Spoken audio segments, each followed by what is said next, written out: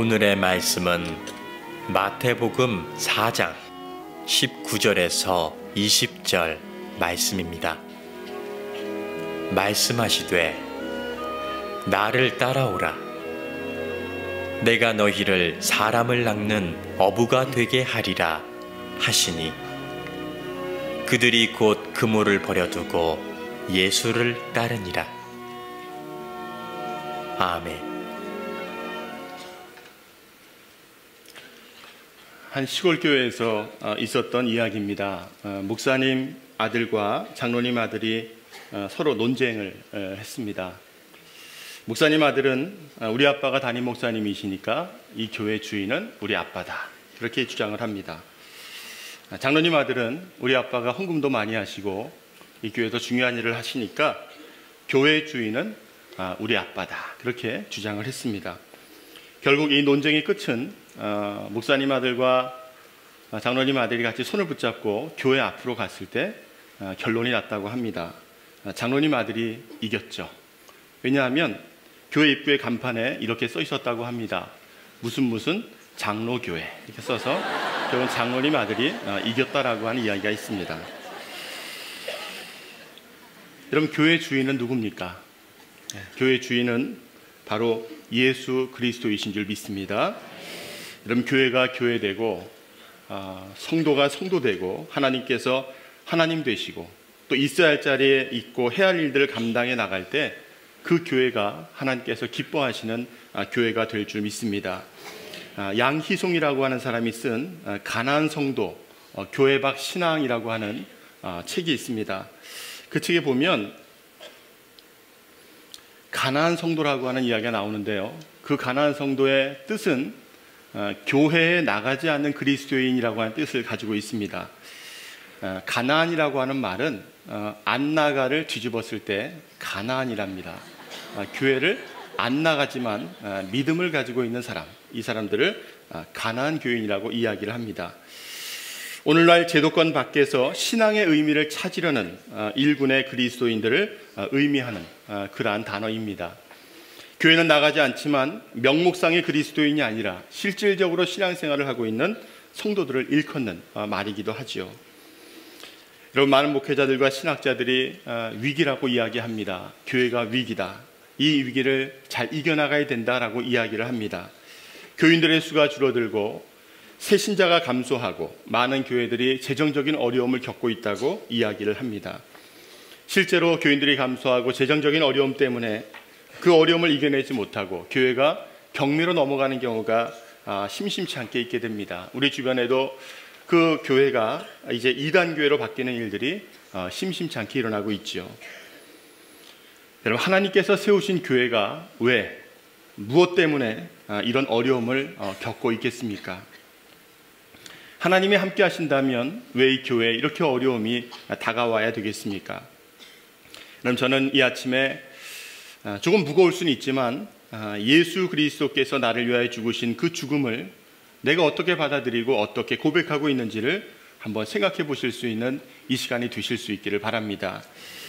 정말 중요하고 내 생명보다 소중한 그 예수님을 너무 가볍게 여기고 있지는 않는지, 내가 하나님의 말씀대로 살아간다고 하면서 그 말씀을 내 편의대로 바꾸려 하지는 않는지 우리의 모습을 돌아볼 수 있기를 바랍니다. 저는 오늘 말씀을 나누면서 먼저 예수님을 만났던 두 사람을 소개하면서 시작을 하려고 합니다. 한 사람은 베데스다 목가에서 예수님을 만났던 사람이었습니다.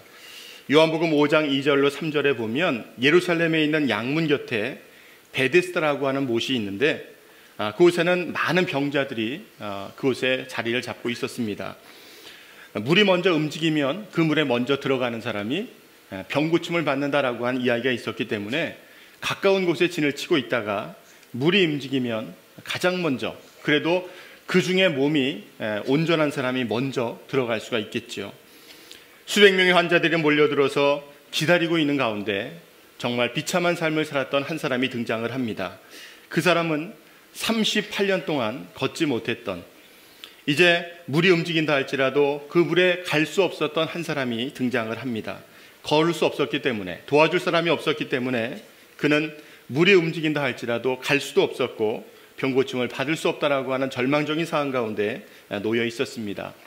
그때 예수님께서 그 38년 된 병자에게 이렇게 말씀을 하셨습니다. 네가 낫고자 하느냐. 여러분, 그리고 그 38년 된 병자에게 말씀하시죠.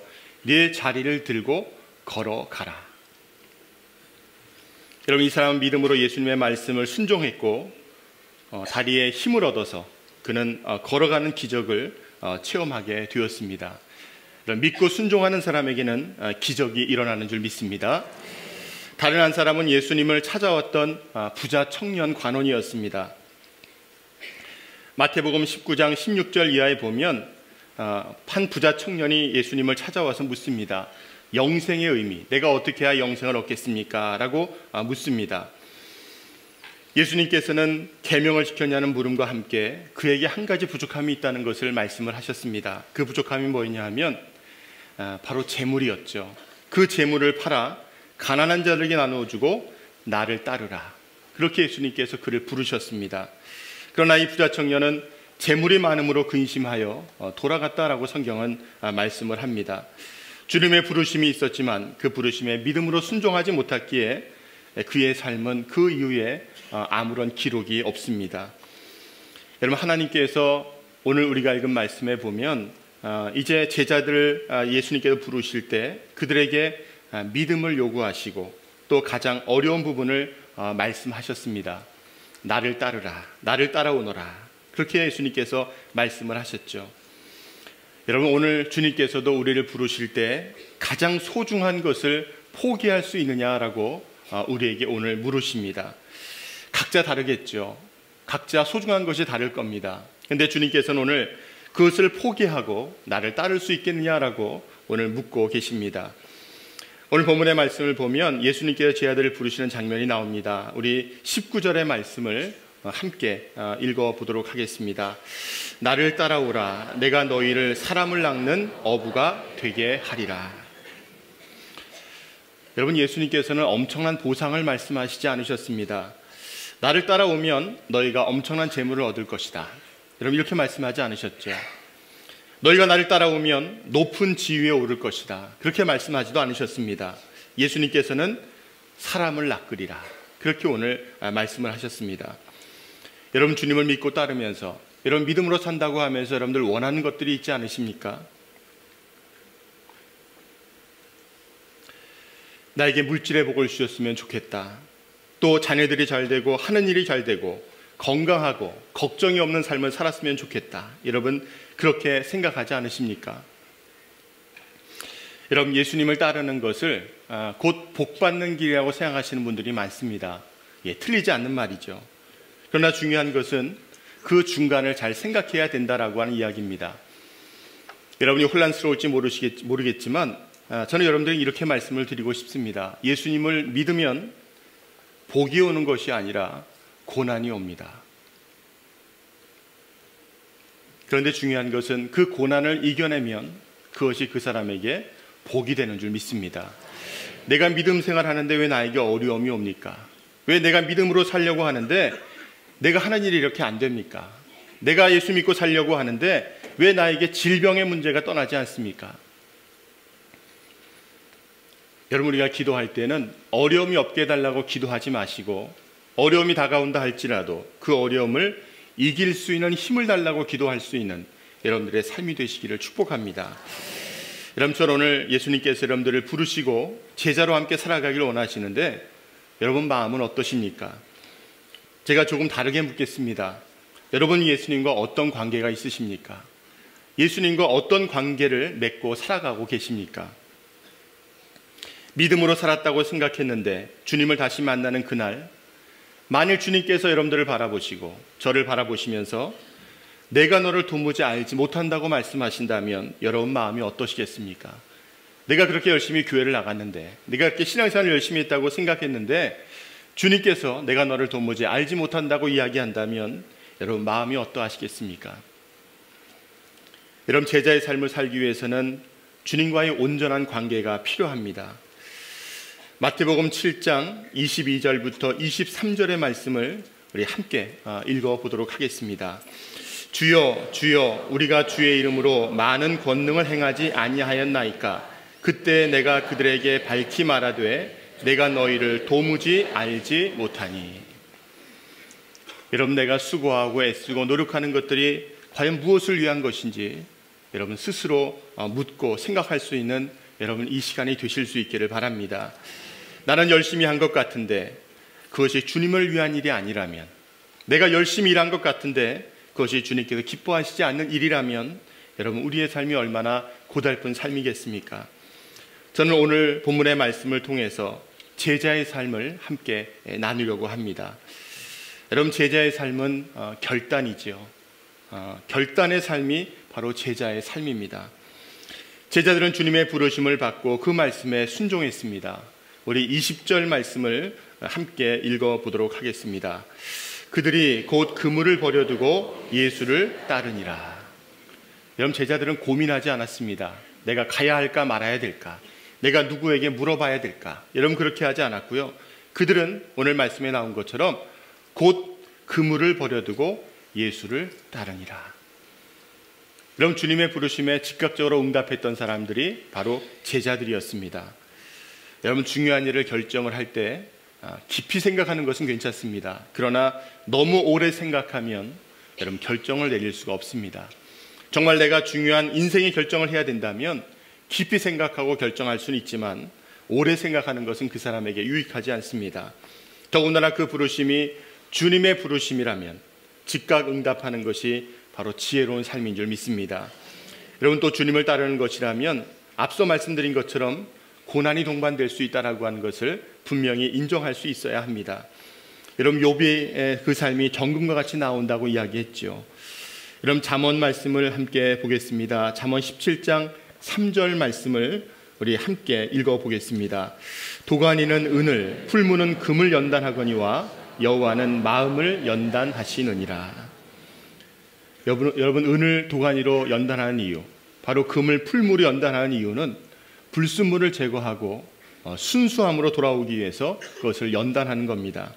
때로는 우리에게 고난처럼 보이지만, 어려움처럼 보이지만 그 어려움을 통해서, 그 고난을 통해서 그때는 뜨겁고 힘들지만 하나님께서 나를 연단하시는 과정이라고 생각하고 담대하게 승리하시는 여러분들의 삶이 되시기를 축복합니다. 여러분, 우리가 결단을 하기 위해서 꼭 필요한 것이 또 있는데요. 그것은 바로 익숙한 것과 결별할 수 있어야 합니다. 지금까지는 별 문제가 없다고 생각했지만 만일 그것이 하나님께서 보시기에 악한 것이라면 그것을 내려놓고 포기할 수 있는 삶이 되어야 할 줄 믿습니다. 세상적으로는 별 문제가 없어 보이지만 하나님께서 미워하시는 일이라면 그 자리를 과감하게 떠날 수 있는 사람이 바로 지혜로운 사람인 줄 믿습니다. 여러분, 창세기 말씀에 보면 요셉은 보디발의 아내의 유혹이 있을 때 여러분 그 자리를 떠난다라고 하는 것은 본인에게 불리할 수도 있는 상황입니다. 그렇지만 그는 그 죄악의 자리에 있을 수 없었기에 과감하게 그 자리를 떠났습니다. 세상적으로는 더 큰 고난과 어려움이 그에게 다가왔지만 하나님 보시기에 아름다운 믿음의 사람으로 쓰임받았던 줄로 믿습니다. 오늘 부르심에 응답하여 따라 나섰던 제자들은 예수님과 함께 하면서 동상이몽에 빠졌을지도 모릅니다. 예수님이, 내가 예수님을 따라가면 저렇게 기적을 행하시는 분이라면 예수님께서 왕이 되시는 그날 우리도 높은 자리에 오를 수 있을 것이다. 예수님께서 권력을 잡게 되면 우리도 그동안 고생했던 것을 보상받을 수 있을 것이다. 여러분, 성도가 된다는 것, 또 제자의 삶을 산다는 것은 때로는 나의 편안함을 포기하는 그러한 삶입니다.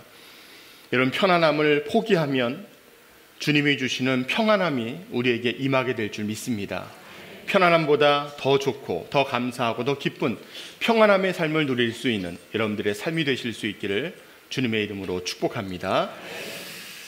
두 번째로, 제자의 삶은 주님을 알아가는 것입니다. 주님이 어떤 분이시고 또 내가 그 주님과 어떤 관계를 가지고 살아가는가라고 하는 것을 깨닫는 삶이 바로 제자의 삶입니다. 여러분, 관계라고 하는 것은 서로를 잘 아는 것이죠. 내가 주님을 잘 알고 주님께서도 나에 대해서 잘 아는 것, 그것이 바로 온전한 관계입니다. 여러분, 안다는 것은 경험을 통해서 가능한 것이지 피상적인 것으로 가능한 것이 아닙니다. 제가 대학을 다닐 때 그때만 해도 운동선수들이 참 인기가 있었던 때였습니다. 제가 다니던 학교의 농구부 선수들이 굉장히 인기가 많았습니다. 그 당시 여러분 저하고 연배가 비슷하신 분들은 아시겠지만 우지원 선수라든지 이상민, 문경원 이런 선수들이 있었던 때였죠. 그들이 연습하는 오후 3시쯤 되면 체육관 앞에 여학생들로 인산인해를 이룹니다. 수백 명들의 학생들이 체육관을 찾아옵니다. 저는 그 학생들을 바라보면서 어떤 생각을 했냐 하면 이 시간에 학교에서 여기를 오려면 수업을 어떻게 하고 왔을까라고 하는 것이 가장 궁금했습니다. 여러분 한번 생각을 해보십시오. 그 많은 여학생들이 와서 운동선수들 모습을 바라보면서 열광하지만 그 운동선수들이 생일이 언제이고 집이 어디이고 좋아하는 색깔이 무엇이고 키가 어떻게 되는지를 알고 있지만 과연 그 선수들이 그 팬들을 알고 있겠는가라고 하는 것을 생각해 보면 한쪽만 좋아하는, 한쪽만 사랑하는 그러한 짝사랑이 될 수밖에 없습니다. 여러분 우리가 분명한 것은 주님을 피상적으로만 아는 삶이 아니라 그 주님을 가슴으로 만나고 그 주님을 날마다 깊이 알아갈 수 있는 그러한 여러분들의 삶이 되시기를 바랍니다. 언젠가 사랑하는 주님을 다시 만나게 될 때 여러분 주님께서 여러분들에게 어떻게 말씀해 주시면 여러분 마음이 가장 기쁘겠습니까? 사랑하는 아들아, 사랑하는 딸아, 내가 너를 사랑한다. 내가 너의 수고를 아노라. 여러분 이렇게 말씀해 주시면 여러분 기쁘지 않겠습니까? 요한복음 15장 5절 말씀에 보면 이런 말씀이 있습니다. 우리 함께 읽어보겠습니다. 나는 포도나무요 너희는 가지라. 그가 내 안에 내가 그 안에 거하면 사람이 열매를 많이 맺나니 나를 떠나서는 너희가 아무것도 할 수 없음이라. 여러분 주님 안에 거하는 삶이 가장 복된 삶인 줄 믿습니다. 주님 안에 거하는 삶이 바로 주님과의 온전한 관계를 이루어가는 삶인 줄 믿습니다. 오늘 말씀에 나온 것처럼 요한복음 15장 5절에 나온 말씀처럼 그가 내 안에 내가 그 안에 여러분 그 거하는 삶이 가장 복된 인생인 줄 믿습니다. 여러분 주님을 다시 만나는 그날 여러분 주님께 해주시는 그 칭찬의 말 또 사랑의 말을 들을 수 있는 여러분들의 삶이 되시기를 바랍니다. 정말 머리로만 알아가는 주님이 아니라 가슴으로 주님을 만나고 또 그 주님을 알아가고 또 그 주님을 기뻐하고 그 주님과 기뻐할 수 있는 여러분들의 삶이 되셔서 여러분의 인생이 하나님 앞에도 복되게 쓰임받는 아름다운 삶이 되실 수 있기를 바랍니다. 세 번째로 제자의 삶은 드리는 삶입니다. 여러분 지금까지 살아오시면서 예수님 때문에 혹시 손해를 보신 적 있으십니까? 정말 예수님을 위해서 나에게 가장 중요한 것을 포기해 보신 적이 있으십니까? 내가 믿음 생활은 하지만 포기할 수는 없습니다. 여러분 그렇게 살지는 않으셨습니까? 나는 절대로 예수님 때문에 손해볼 수 없다고 그렇게 살지는 않으셨습니까? 여러분 우리는 신앙생활 하면서 기도를 하지요. 기도라고 하는 것이 여러분 단계가 있습니다. 처음 예수를 믿는 사람들이 기도할 때는 그 기도가 한 가지밖에 없다고 합니다. 그게 뭐냐 하면 달라는 기도죠. 하나님 이걸 주시옵소서, 이걸 채워주옵소서, 이걸 이루어 주옵소서. 이런 기도가 처음부터 끝까지 다 채워지게 됩니다. 그런데 믿음의 연륜이 쌓이고 또 주님과의 관계가 온전해진 사람들은 기도가 달라지게 됩니다. 어떻게 기도가 달라지냐 하면 나를 위해 죽으셨던 그 주님의 사랑이 너무 고마워서 또 나에게 베풀어 주신 그 은혜가 너무 감사해서 내가 무엇을 주님께 드릴 수 있을까 기도하는 것으로 변화되는 줄 믿습니다. 주님, 난 부족하지만 내가 주님 앞에 무엇을 드릴 수 있겠습니까? 내 부족한 것이지만 주님 앞에 드리기를 원합니다. 이런 그러한 삶을 살아가는 사람들이 바로 믿음의 삶인 줄 믿습니다. 초대교회 교회 지도자였던 폴리캅은 박해가 극심하던 시기에 붙잡혀서 로마의 총독 앞에서 마지막 신문을 받습니다.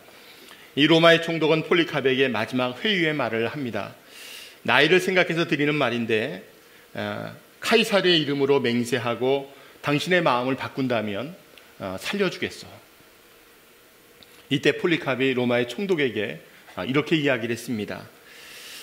나는 86년 동안 예수 그리스도를 섬겼지만 그분은 나에게 아무런 잘못도 한 바가 없고 나를 모른다고 한 적이 없는데 내가 어찌 내 왕 되시는 나의 구세주를 모독할 수 있겠습니까? 여러분 그렇게 믿음을 지키다가 결국 화형에 처해져서 순교를 하게 되었습니다. 여러분 이 시간 한번 생각해 보기를 원합니다. 내가 주님 앞에 드릴 수 있는 것이 무엇이 있을까? 정말 주님 앞에 기쁨으로 드릴 수 있는 것이 어떤 것이 있을까? 여러분 내가 쓰다가 남는 것 드리지 마시고 정말 귀한 것이라면 하나님 앞에 먼저 드릴 수 있는 여러분들의 삶이 되시기를 바랍니다. 바쁘고 분주한 가운데 가장 귀한 것, 가장 소중한 것을 주님 앞에 드릴 수 있는 여러분들의 삶이 되시기를 축복합니다. 여러분 힘들지만 여러분 순종해 보십시오. 내 마음으로 잘 이해가 되지 않지만 하나님의 말씀이라면 여러분 한번 순종해 보시기를 바랍니다. 내가 생각지 못하고 내가 기대했던 것보다 더 좋은 것으로 채워주시는 분이 바로 우리 하나님이신 줄 믿습니다.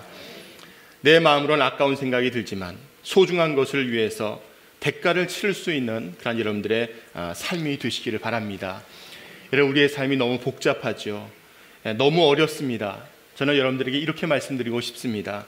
조금만 더 단순하게, 조금만 더 진실하게 주님 안에서 아름다운 삶을 살아간다면 하나님께서 여러분들의 삶을 귀하게 여기시고 여러분의 필요와 또 여러분의 나아갈 길을 책임져 주시는 귀한 은혜가 있을 줄 믿습니다. 지금은 답답한 것 같고, 지금은 돌아가는 것 같고, 지금은 제대로 안 되는 것 같고, 지금은 내 마음대로 되지 않는 것 같지만 이제 시간이 지나서 돌아보면 하나님의 은혜와 하나님의 인도하심이 가장 크고 복된 것이다라고 하는 것을 깨닫게 되는 줄 믿습니다. 오늘 이 아침에 이 말씀을 함께 나누면서 주님이 나를 부르실 때 내가 제자의 삶을 살아갈 수 있는가? 나를 부르시고 나를 통해 이루길 원하시는 그 뜻을 온전히 이루어갈 수 있을까? 여러분 스스로의 모습을 돌아볼 수 있는 이 시간이 되시기를 바랍니다. 주님께서 여러분들을 사랑하시고 여러분을 쓰시기를 원하시고 여러분들의 삶을 통해 놀라운 일들을 행하기를 원하시는데 우리가 해야 할 것은 순종과 그 부르심에 응답하고 결단한 이름을 기억하시고 그렇게 아름다운 모습으로 승리하는 삶을 살아나가시는 여러분들의 삶이 되실 수 있기를 주님의 이름으로 축원합니다.